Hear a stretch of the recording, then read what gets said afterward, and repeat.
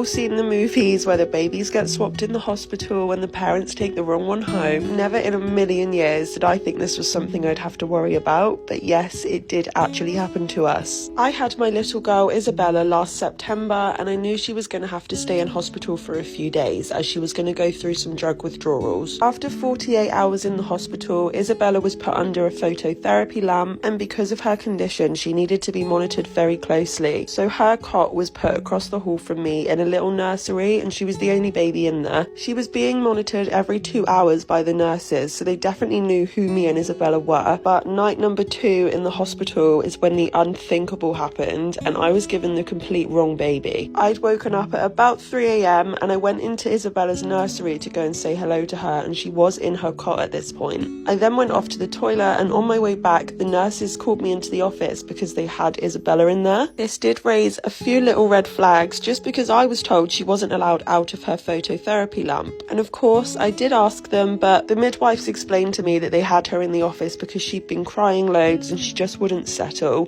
which I knew was really unlikely to be Bella because she was so poorly she did not cry. My first thought was, oh my goodness, I've just been cuddling someone else's baby in the nursery that wasn't Isabella under the phototherapy lamp. But again, I was 2 days postpartum and it was 3 o'clock in the morning, so I just took the baby off them and I went back to bed. When the midwives came to do Isabella's obs, they were saying how much she looks like me. And again, in my head, I was thinking earlier you were saying how much she looked like her dad, but it is what it is. After a couple of hours just before breakfast, I asked the nurses when Isabella needed to go back underneath her lamp because it had been quite a long time now. So they told me to get her undressed and ready and she'll go double check with the other midwives. And I changed Isabella's nappy at this point. When I tell you I nearly had a heart attack, I pulled down her nappy and I was greeted with a little willy. Isabella was definitely born a girl, so I honestly nearly passed out and I pressed that emergency button. I was probably being really impatient, but nobody turned up for about a minute, so I picked up the baby and I stormed into the office. All I saw was red and I was demanding for them to tell me where Isabella was because this was not my baby. At first, I honestly think they thought I was joking, but then I told them that this was a little boy and their faces went white. The reasoning behind it was apparently because I looked identical to this little boy's mum, so they just thought that I was her without checking. And then for the rest of the 5 days I was there, it was never spoken about again. I'm not even sure if the other mum knew what happened, which is really worrying, especially because Isabella was poorly. I can't imagine what would have happened if they'd given this little boy some of her medications.